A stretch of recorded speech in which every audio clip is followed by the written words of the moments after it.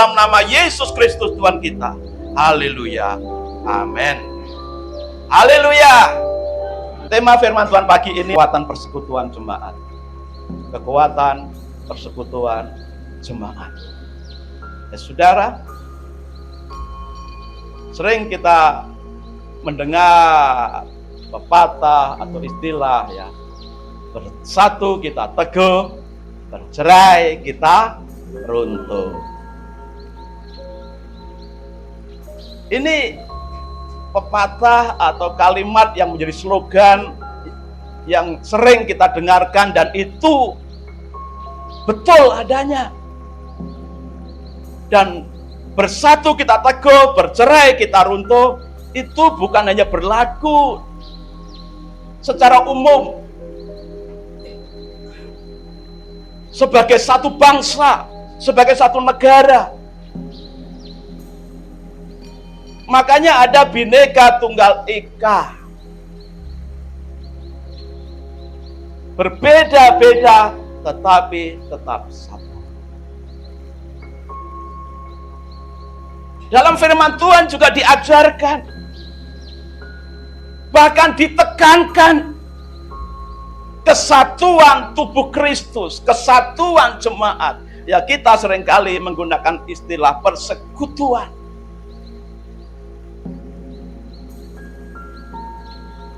Persekutuan jemaat ada yang cair sifatnya, ada sedikit perbedaan sudah buyar. Itu sebabnya pada saat ini kita tekankan kekuatan persekutuan jemaat yang mengandung pengertian yang pertama,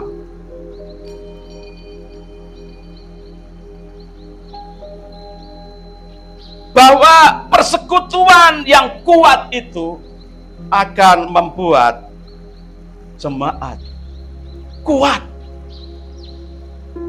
Persekutuan yang kuat dalam jemaat akan membuat kehidupan jemaat menjadi kuat. Kita baca ayatnya ya. Satu perikop kita baca. Kisah Rasul 2 ayat 41 sampai 47. Kita baca berbalas-balasan firman Tuhan ini. Kisah Rasul 2 ayat 41 sampai 47. Demikian firman Tuhan. Orang-orang yang menerima perkataannya itu memberi diri dibaptis, dan pada hari itu jumlah mereka bertambah kira-kira 3.000 jiwa. 42. Mereka bertekun dalam pengajaran dalam persekutuan, dan mereka selalu berkumpul untuk mengucapkan roti dan berdoa. Maka ketakutanlah mereka semua, sedang rasul-rasul itu mengadakan banyak mukjizat dan tanda. Selanjutnya, Dan semua orang yang telah percaya tetap bersatu, dan adalah kepunyaan bersama. dan selalu ada dari mereka yang menjual harta miliknya, lalu membagi-bagikannya kepada semua orang sesuai dengan keperluan masing-masing. Selanjutnya, Dengan bertekun dan menyenangkan mereka berkumpul tiap-tiap hari dalam malam. Mereka memecahkan roti di rumah masing-masing secara bergilir, dan makan bersama-sama dengan gembira dan dengan tulus hati, sambil memuji Allah, dan mereka disukai semua orang, dan tiap-tiap hari Tuhan menambah jumlah mereka dengan orang yang diselamatkan. Amin untuk firman Tuhan. Jadi kalau persekutuan jemaat itu kuat, maka jemaat itu juga akan kuat. Kehidupan kita bergereja kuat. Kuat dalam hal apa? Itu pertanyaannya. Dalam menghadapi berbagai tantangan iman sebagai gereja Tuhan.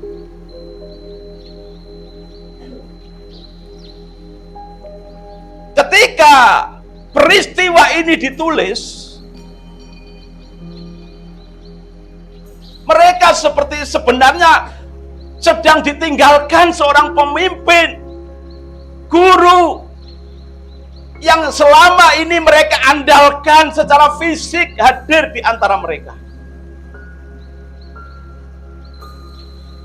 Tetapi Yesus, pemimpin mereka, ditangkap dan dibunuh, disalibkan. Itu betul-betul membuat mereka terpukul. Seperti ayam yang kehilangan induknya.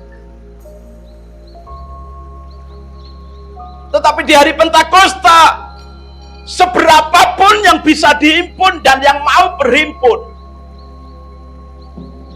mereka dipulihkan oleh Tuhan, disegarkan oleh Tuhan. Semangatnya, imannya, kepercayaan dirinya dipulihkan, dibangkitkan oleh Tuhan melalui peristiwa Pentakosta.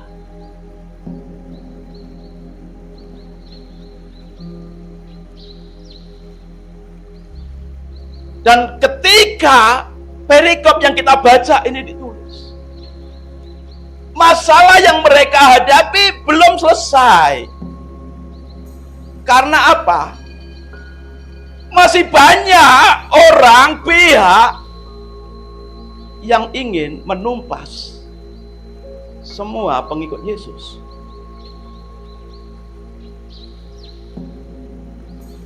Itu sebabnya kalau kita membaca di dalam ayat misalkan 44 dan 45 ya.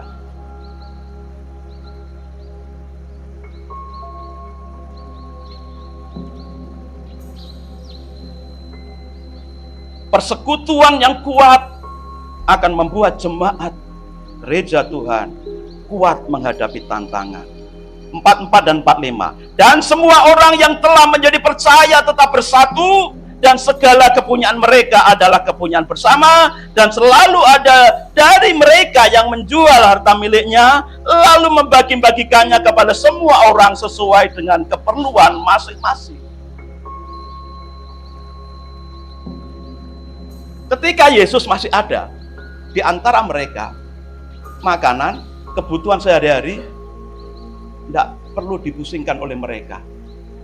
Karena banyak orang yang membawa makanan, minuman, persembahan diberikan kepada Yesus dan dicatat oleh Yudas Iskariot.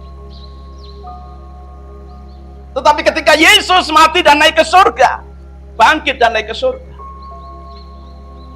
tentu persembahan-persembahan itu tidak banyak. Karena yang berkumpul pada waktu itu, yang dipulihkan, yang berkumpul hari Pentakosta, dari murid-murid Tuhan, dari pengikut Yesus, itu sekitar 120 orang. Tidak banyak. Di antara 120 orang itu, rata-rata mereka bukan orang kaya, bukan jutawan, bukan miliarder, bukan pengusaha, tapi adalah orang-orang yang mengikuti Yesus selama Yesus ada, dan mereka tinggalkan semua pekerjaan mereka untuk mengikut Yesus.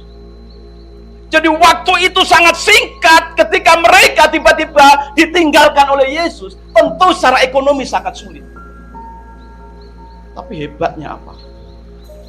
Di hari Pentakosta itu, ketika mereka dipenuhi Roh Kudus, Rasul Petrus berkhotbah, murid-murid berkhotbah dengan bahasa-bahasa di dunia. Apa yang terjadi? Banyak orang percaya, dan ketika orang-orang yang percaya melalui khotbah mereka, itu bisa bersatu. Dan tanpa dikomando, mereka mempersembahkan apa yang dia punya untuk mencukupkan kebutuhan mereka yang kekurangan. Mereka saling bisa berbagi makanan, ya, memecahkan roti. Mereka bisa berbagi makanan di antara mereka untuk supaya mereka bisa makan. Mereka bisa makan bergilir dari satu rumah ke rumah lain sambil beribadah. Mereka tidak mendapatkan tempat untuk yang cukup besar untuk mereka bisa ibadah. Pada awal-awalnya mereka bisa memakai bait suci tanpa ketahuan, hanya di empernya saja mereka ngumpul. Tapi lama-lama ketahuan, maka mereka diburu. Mereka tidak diizinkan lagi pakai bait suci untuk ibadah, menyembah Yesus, memuji Yesus. Maka mereka pakai rumah-rumah, dari satu rumah ke rumah lain. Sambil mereka beribadah keliling, mereka berbagi makanan untuk supaya mereka bisa makan. Tapi rupanya tidak berhenti mereka berbagi makanan. Kita baca tadi, mereka ada yang menjual apa yang mereka miliki, dibagikan kepada mereka yang membutuhkan. Sampai titik seperti itu mereka mampu hidup bersama, hidup berbagi untuk menghadapi masa-masa sulit secara ekonomi. Bagaimana di zaman ini? Saudara, sistem ini, cara hidup seperti ini, itulah yang ditiru oleh komunis, maka istilah komunis. Hidup secara berkomuni, bersama-sama, berbagi, bersama-sama, sama rata, sama rasa. Itulah prinsip Alkitab sebenarnya, jemaat mula-mula. Yang digerakkan oleh Roh Kudus. Untuk mereka bisa berbagi makanan dan berbagi apa yang mereka butuhkan untuk kehidupan sehari-hari.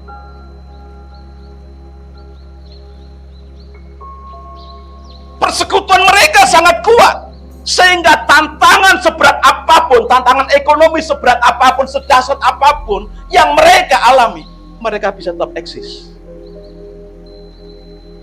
Tidak runtuh, tidak membuat mereka tercerai-berai. Tapi Alkitab mencatat, semakin hari semakin Tuhan tambahkan orang yang percaya, yang berkumpul, bersatu, bersekutu dengan mereka. Hebat.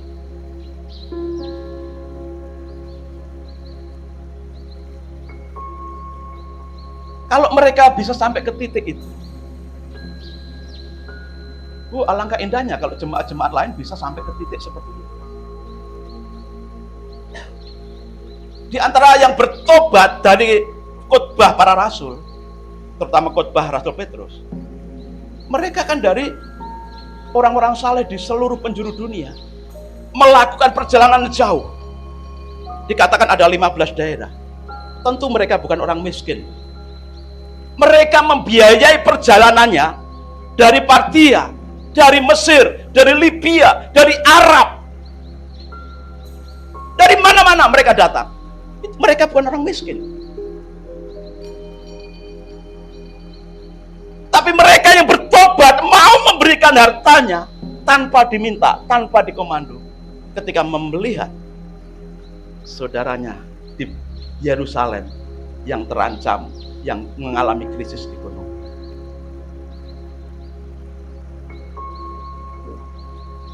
Apakah ini bisa berlaku untuk jemaat masa kini?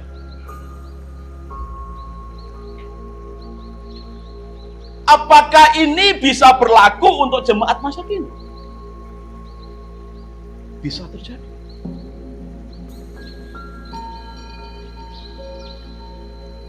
Di jemaat kita pun bisa terjadi. Bisakah itu diterapkan di tempat kita? Bisa. Di gereja mula-mula bisa. Di gereja modern justru anak-anak muda bisa. Gereja kita Bethlehem pasti bisa. Apa yang sudah kita lakukan, ayo kita tingkatkan lagi kualitasnya. Selanjutnya, persekutuan yang kuat itu akan menghasilkan suatu kesaksian bersama bagi banyak orang. Ayat 43 dan 47. Maka ketakutanlah mereka semua, sedang rasul-rasul itu mengadakan banyak mukjizat dan tanda-tanda. Saudara, Kata ketakutanlah mereka. Mereka itu siapa? Orang banyak yang belum berkumpul, yang belum percaya Yesus dari khotbah Petrus. Ketakutanlah mereka. Ketakutan di sini bukan dalam pengertian buruk atau negatif, saudara. Tetapi ketakutan di sini dalam pengertian mereka dibuat terkagum-kagum dan tidak berani mempersekusi mereka, walaupun jumlah mereka masih sedikit dibandingkan jumlah mereka yang belum percaya Yesus. Jadi mereka semua mengalami ketakutan dalam pengertian mereka dibuat kagum bagaimana umat Tuhan itu bisa kompak, bisa sehati, bisa begitu persatuannya, komunitasnya begitu kuat, saling berbagi, saling memperhatikan, saling peduli.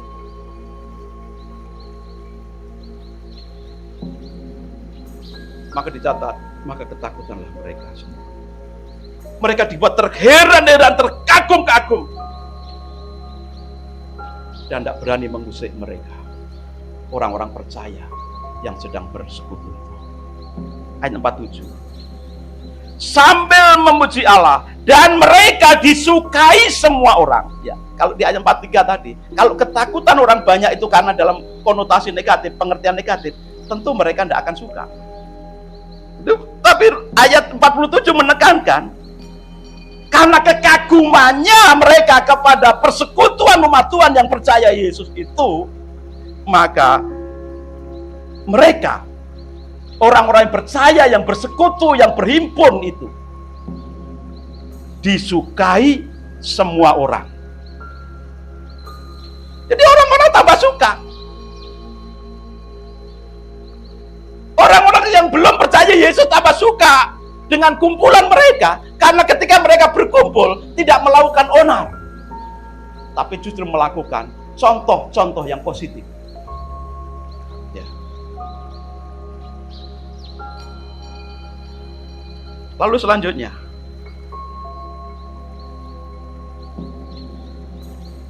mereka kompak dalam mempertanggungjawabkan iman kepada ribuan orang. Kompak mereka mempertahankan, mempertanggungjawabkan apa yang mereka imani kepada banyak orang.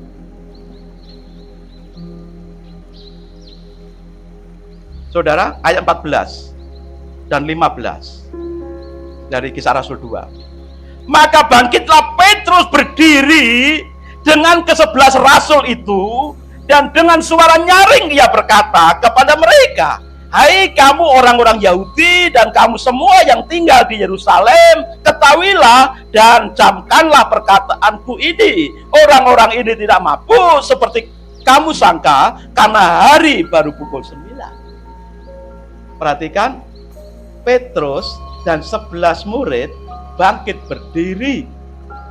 Jadi tidak hanya Petrus yang berdiri berkhotbah, tapi Petrus dan 11 murid yang lain. Loh, kok 11 murid yang lain? Kan sudah mati.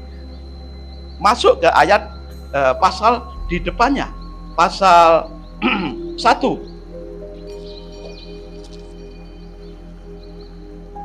Ya. Di pasal 1 itu disebutkan ada pemilihan pengganti Yudas Iskariot. Pasal 1 ya, di perikop terakhir ayat yang ke-15 sampai ayat yang ke-26. Itu pemilihan pengganti Yudas Iskariot. Perhatikan ya, perhatikan di ayat yang ke-15. Pada hari-hari itu berdirilah Petrus di tengah saudara-saudara yang sedang berkumpul itu, kira-kira 120 orang banyaknya. Petrus berdiri di antara kira-kira 120 orang. Untuk apa Petrus berdiri? Petrus ngomong, harus cari pengganti Yudas. Dan mereka semua sepakat. Lalu muncullah 2 nama. Siapa? Barsabas, yang disebut juga Justus, dan satunya Matias. Jadi ada yang namanya Barsabas alias Justus, dan Matias. Siapa yang terpilih? Siapa yang menang dalam pemilihan itu? Mereka pakai undi, tapi mereka berdoa dan pada akhirnya mengundi. Nah, siapa yang tampil sebagai pemenangnya? Masih ingat? Atau baca ayat yang di ayat itu akan muncul. Siapa yang terpilih? Matias. Ayat pembukanya perikop itu, Petrus berdiri di antara 120 orang kira-kira untuk memberi komando pemilihan pengganti Yudas. Yang terpilih Matias. Justus tidak kepilih. Saudara,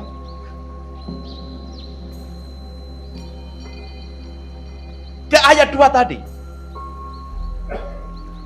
saat Pentakosta mereka dipenuhi Roh Kudus,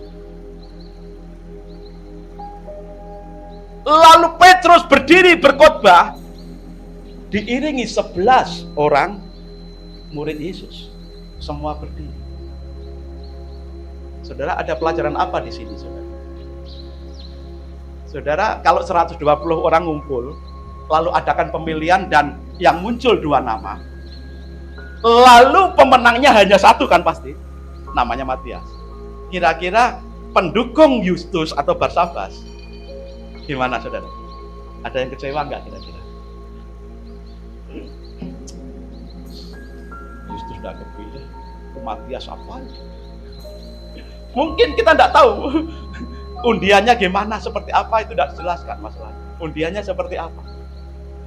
Ataukah pakai angka, nama ditulis, atau bagaimana? Betul, mereka berdoa, tapi endingnya kan pakai undian. Kalau kita pemilihan misalkan, muncul 2 nama, yang menang 1 orang. Yang tidak menang biasanya gerundel nggak? Biasanya, saudara. Biasanya gerundel. Masih ada rasa tidak puas. Jagoku tidak menang, Din. Jagoku menang, Din. Jagomu tidak menang. Weh. Yang tidak menang, aduh, awas. Berkaca ke pemilu dan pilkada kita, saudara. Ke pemilu aja adalah pemilihan umum, saudara. Ya, yang semua lagi ribut hari ini adalah barisan sakit hati yang calonnya kalah. Betul, saudara? Belum bisa move on sampai hari ini, sudah sekian bulan, ya, pemenangnya dilantik dan melakukan tugasnya. Dan entah sampai kapan itu berakhir. Tapi apa yang terjadi dalam pemilihan Justus, Baraba, dan Matias ini, saudara? Walaupun yang menang Matias, apa yang terjadi? Ketika mereka menghadapi tantangan bersama-sama,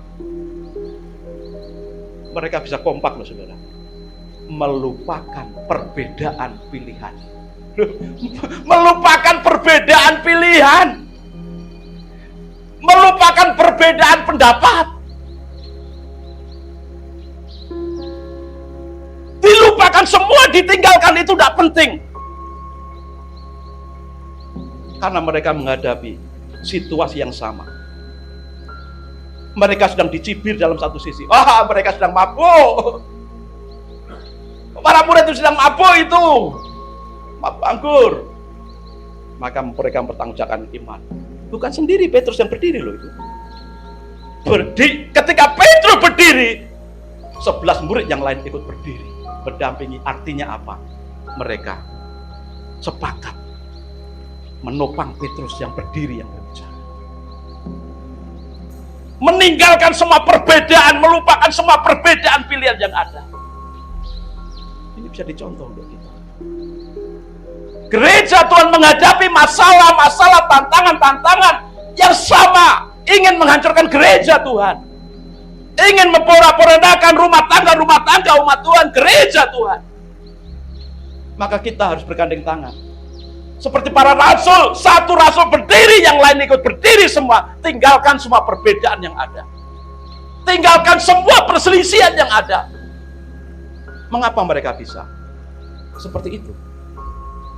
Karena diawali dari hari Pentakosta, mereka dipenuhi Roh Kudus.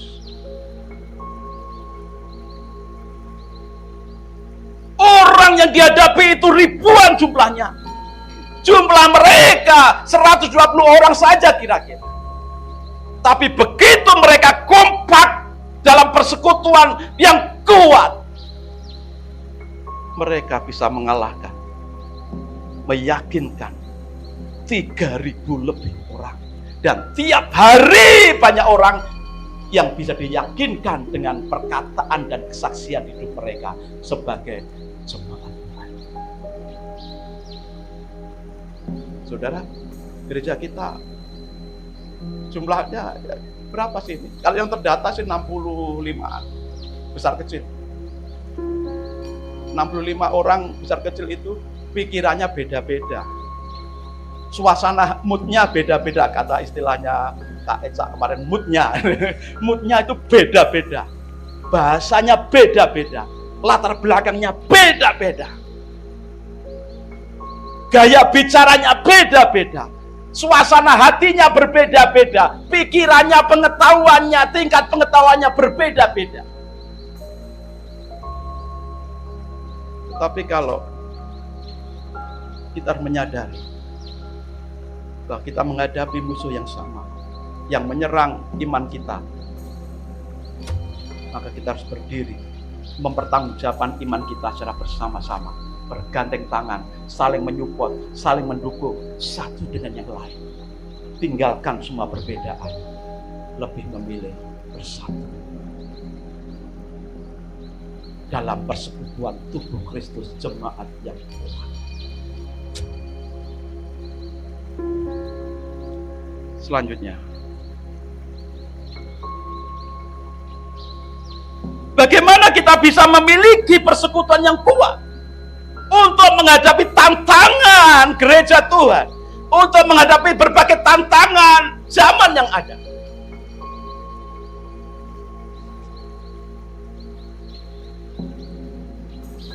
Kita bisa membangun persekutuan jemaat yang kuat kalau kita memiliki satu iman dan satu roh. Yang pertama, para murid, mereka percaya Yesus, satu iman kepada Yesus. Tetapi sebelum mereka dipenuhi Roh Kudus di hari Pentakosta, mereka saling mencari posisi. Yakobus dan Yohanes minta di kiri dan kanan Yesus. Petrus ingin rindu menjadi pemimpin di antara para murid.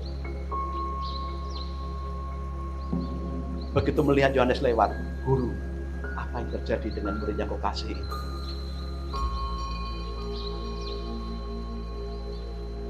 Yudas malah menjual Yesus.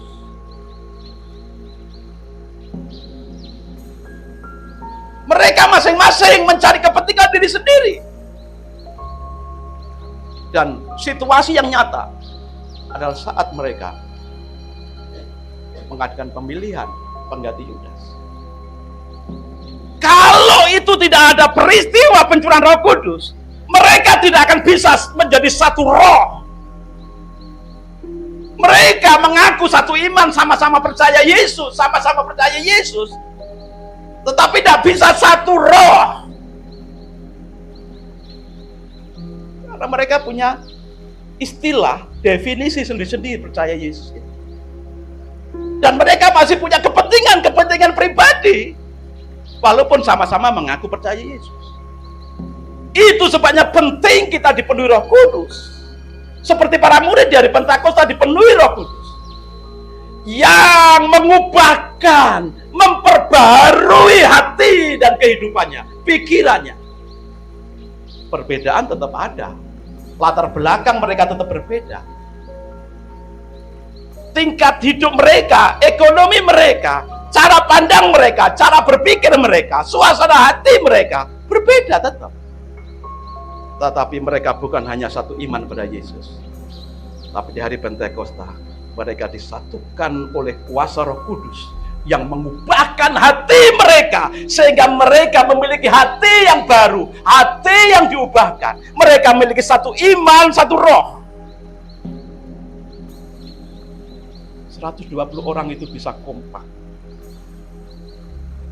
diperbaharui oleh Tuhan untuk bisa menghadapi masalah, persoalan iman jemaat bersama-sama.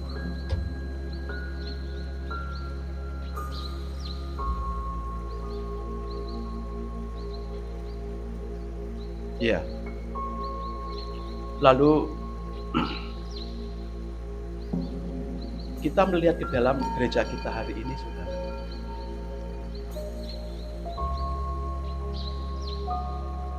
Mungkin kita mengaku percaya Yesus. Tapi kalau kita tidak diikat dengan satu roh dari Tuhan, kita akan tetap berbeda-beda walaupun yang kelihatan satu gereja. Namanya gereja Bethlehem, GSJ Bethlehem. Masing-masing akan berjalan sendiri-sendiri, masing-masing akan mengikuti pikirannya sendiri-sendiri, merasa paling benar, merasa paling penting, merasa paling, dan yang lain tidak ada apa-apa. Maka gereja kita juga perlu dipenuhi Roh Kudus supaya kita bukan hanya satu iman, tapi satu iman yang benar itu. Hidup kita dibaharui oleh Roh Kudus, hati kita dibaharui oleh Roh Kudus, pikiran kita dibaharui oleh Roh Kudus. Walaupun pekerjaan kita beda-beda, level pendidikan kita beda-beda, latar belakang kita beda-beda, Batak, ada dari Kupang, dari Timor, ada dari Jawa, Manado, Madura, mana-mana beda-beda. Cara ngomongnya beda-beda, gaya hidup berbeda-beda. Tapi kalau kita tidak hanya mengaku percaya Yesus, tetapi betul-betul hati kita, pikiran kita ditundukkan pada pimpinan Roh Kudus, hidup kita dibaharui. Yang terjadi adalah kita bisa sehati, sepikir, setujuan. Seperti kesaksian family kingdom yang kemarin, dari remaja, pemuda mereka sampai mereka sudah berumah tangga, sampai mereka tersebar kemana-mana. Beda organisasi mereka, sumbernya dari satu gereja, tapi begitu mereka tersebar, mereka beda-beda organisasi. Ada yang gembala di Betani, ada yang gembala di Bethel, ada yang gembala di Pantai Kosta, tapi tetap mereka memiliki visi misi yang sama, walaupun jauh-jauh, tapi tetap dalam panggilan yang sama. Kita jumlahnya tidak banyak, tetapi kalau jumlahnya tidak banyak ini, memiliki satu iman, satu roh yang sama, hidup kita semua sudah diubahkan, maka kita akan mengabaikan, melupakan semua perbedaan pendapat yang ada.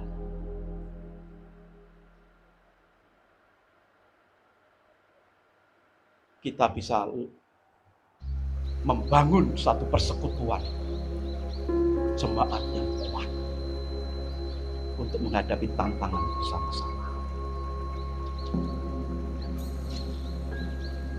Sebabnya ayo kita tingkatkan, kita bangun persekutuan Bethlehem ini menjadi semakin kuat, dimulai dari iman dan roh yang sama yang melingkupi kehidupan kita. Selanjutnya, persekutuan yang kuat dibangun juga melalui ketekunan dalam pengajaran firman Tuhan. Ayatnya di mana? Ayat 42, Kisah Rasul 2 yang kita bacakan. Mereka bertekun dalam pengajaran rasul-rasul dan dalam persekutuan, dan mereka selalu berkumpul untuk memecahkan roti dan berdoa. Mereka bertekun dalam pengajaran rasul-rasul. Apa yang diajarkan rasul-rasul? Firman Tuhan. Roh Kudus memenuhi kehidupan mereka.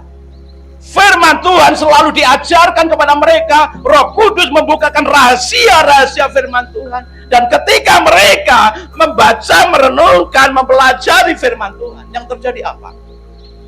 Perubahan hidup menjadi seperti apa yang Tuhan kehendaki. Betul-betul menjadi manusia baru yang disenangi oleh Tuhan.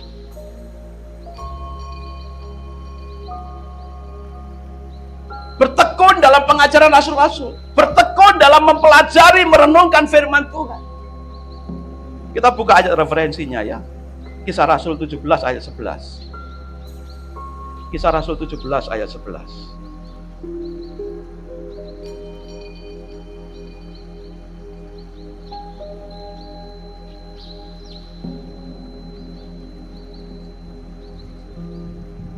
Orang-orang Yahudi di kota itu, maksudnya kota Berea, lebih baik hatinya daripada orang-orang Yahudi di Tesalonika. Karena mereka menerima firman itu dengan segala kerelaan hati, dan setiap hari mereka menyelidiki kitab suci untuk mengetahui apakah semuanya itu benar demikian. Ketika rasul-rasul mengajar jemaat di Berea, responnya apa, saudara? Responnya seperti di ayat 11 itu. Mereka menerima firman dengan segala kerelaan hati, tidak mengeraskan hati, dan perhatikan, setiap hari mereka menyelidiki kitab suci. Kalau orang menyelidiki pasti membaca, lalu diselidiki. Untuk apa? Untuk mengetahui apakah semuanya itu benar demikian. Dan ternyata itulah yang membuat hati jemaat di Berea lebih baik hatinya daripada jemaat di Tesalonika. Saudara, kalau jemaat Tuhan di Bethlehem ingin memiliki hati yang lebih baik dari jemaat yang lain, kuncinya ini.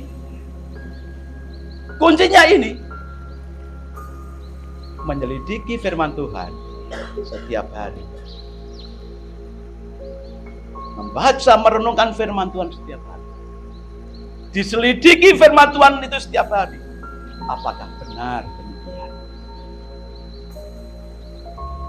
Tetapi dalam penyelidikan jemaat di Berea, ketika jemaat Berea itu membaca, merenungkan, menyelidiki firman Tuhan, itu tidak berhenti ke menjadi pengetahuan saja loh. Kalau kita membaca, merenungkan, menyelidiki firman Tuhan berhenti di pengetahuan saja, seringkali membuat kita sombong, merendahkan orang lain. Seringkali membuat kita angkuh, tinggi hati, merendahkan orang lain. Kalau apa yang kita pelajari itu, walaupun firman Tuhan yang kita pelajari, yang kita selidiki, tapi kalau hanya berhenti di pengetahuan saja, yang muncul adalah kesombongan, keangkuhan, tinggi hati. Tetapi jangan berhenti itu menjadi pengetahuan saja, tetapi harus sampai mengalami satu perubahan hidup yang mengubahkan hati pikiran kita.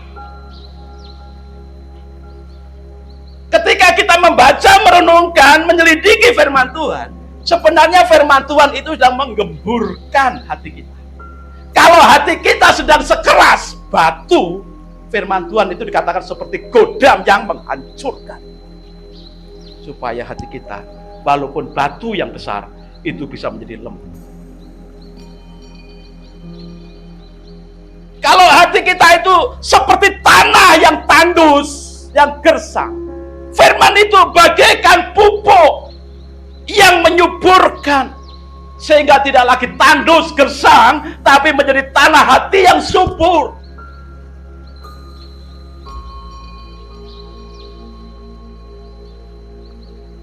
Firman Tuhan jangan hanya berhenti dalam pengetahuan, tapi sampai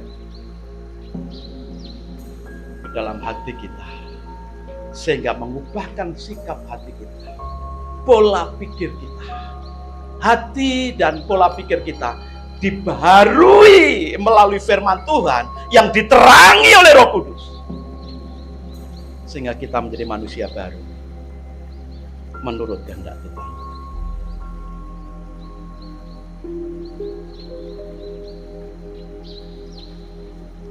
maka alamilah firman Tuhan dalam hidup kita.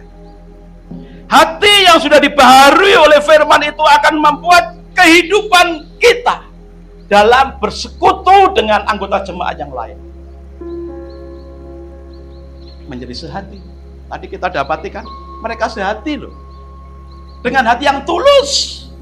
Mereka bersekutu, mereka berdoa, mereka saling berbagi, mereka menghadapi kesulitan bersama-sama, masalah hidup bersama-sama.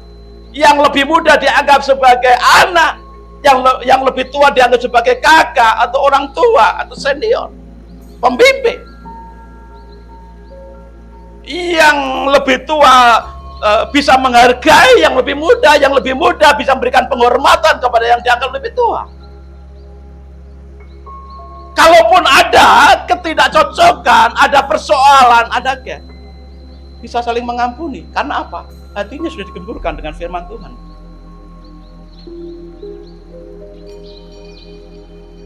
Hatinya sudah tahu firman Tuhan dan sudah menghidupi firman Tuhan, sehingga apa? Ketika ada kesalahan orang lain terhadap kita bisa melepaskan pengampunan. Loh, kita ini satu keluarga, tubuh Kristus, anggota tubuh Kristus. Kalau kita satu dengan yang lain masih menyimpan sesuatu kesalahan orang lain, bagaimana dengan doa Bapa kami yang Tuhan ajarkan? Ampunilah kami, seperti kami mengampuni orang yang bersalah kepada kami. Dan orang yang bersalah kepada kami itu mungkin adalah anggota jemaat kita juga, satu gereja kita. Mengapa kita tidak melepaskan pengampunan kita? Supaya kita dapat pengampunan dari Bapa di surga. Kenapa harus melepaskan pengampunan kepada orang yang bersalah kepada kita? Supaya kita bisa bebas membangun satu persekutuan, menjadi persekutuan yang kuat.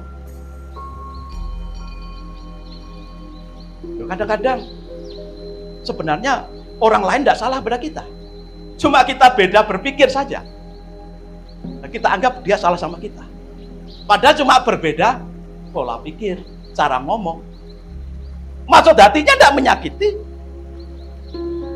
pikirannya, idenya juga tidak salah, tapi karena tidak sesuai dengan kita anggap salah. Lalu kita marah, kita pendam, sakit hati. Rugi sendiri. Itu racun dalam hidup kita. Maka, untuk kita membangun persekutuan jemaat yang kuat, kita perlu satu iman, satu roh, dan selalu bertekun dalam pengajaran rasul-rasul, firman Tuhan. Bukan hanya sampai berhenti dalam pengetahuan saja, tetapi harus kita hidupi. Firman itu harus betul-betul kita hidupi setiap hari. Kita praktekkan. Kalau yang kita baca ini tentang pengampunan, ya lepaskan pengampunan. Kalau hari ini kita sedang merenungkan tentang kemurahan hati, berikan kemurahan hati. Kalau yang kita dapati tentang kasih, firman Tuhan katakan, kasihlah musuhmu.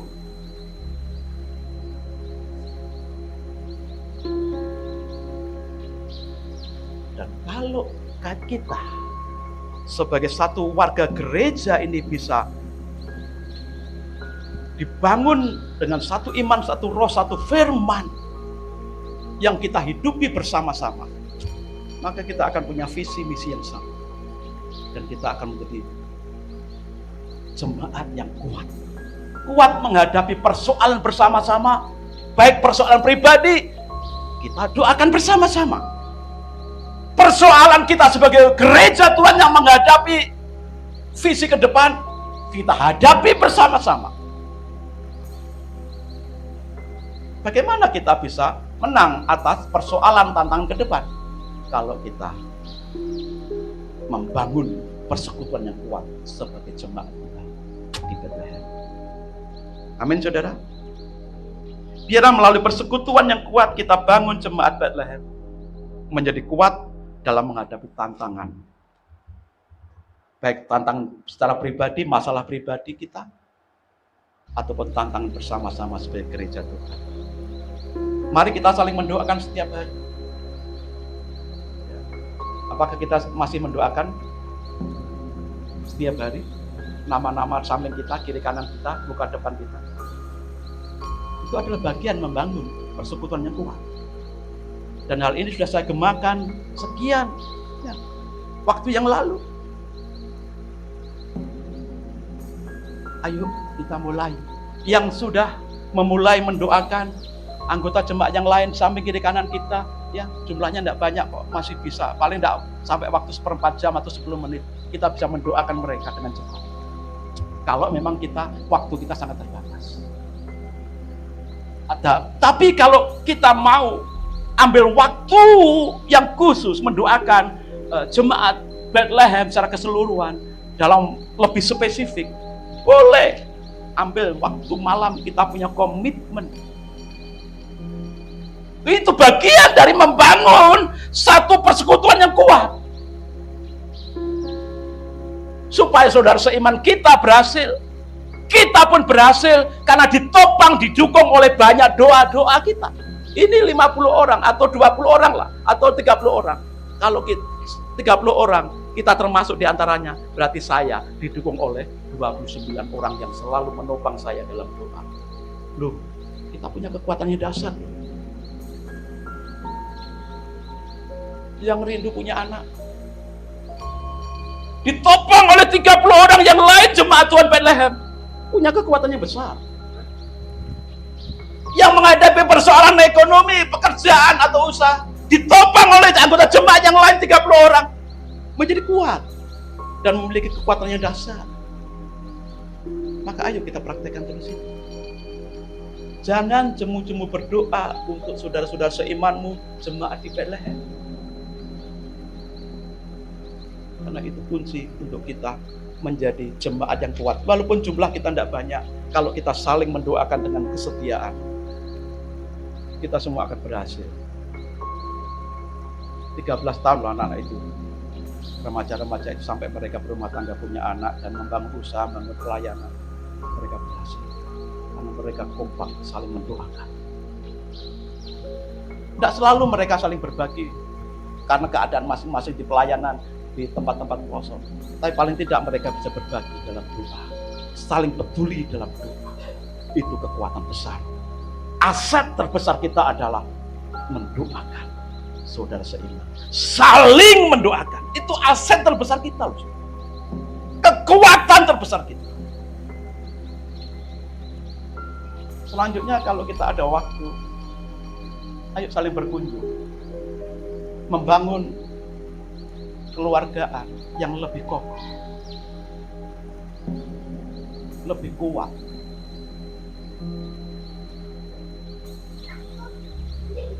Dikatakan tadi mereka berkeliling, bergilir, berbagi roti, makan bersama-sama. Artinya apa? Mereka saling berkunjung. Mereka tidak dalam jumlah besar. Mereka dibagi dalam kelompok-kelompok kecil.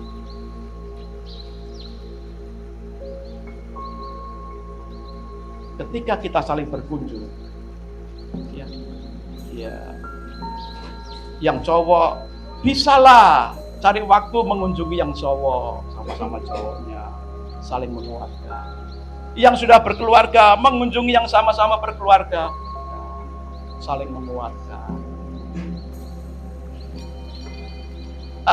Yang anak-anak masih kecil-kecil, ya misalkan ya Fania sama Yefta atau sama Lala, saling berkunjung. Lala mengunjungi Yefta, Fania mengunjungi Lala. Otomatis orang tuanya kan ikut. Kan gitu. Hubungan anak-anak ini jadi kuat. Tetapi di samping itu, hubungan orang tua juga menjadi semakin kuat. Saudara, dari bercanda, dari sekolah minggu loh saudara. Fran sama Elisa aja dari bercanda loh saudara. Bisa jadi beneran. Kan indah saudara. Kalau enggak cari yang jauh-jauh. Yang sudah dikenal, sama-sama dikenal. Satu gereja. Indah. Ayo kita bangun. Persekutuan kita menjadi kuat. Supaya apa? Menjadi kesaksian. Untuk menghadapi tantangan-tantangan hidup iman kita. Supaya kita bisa saling menopang. Amin saudara.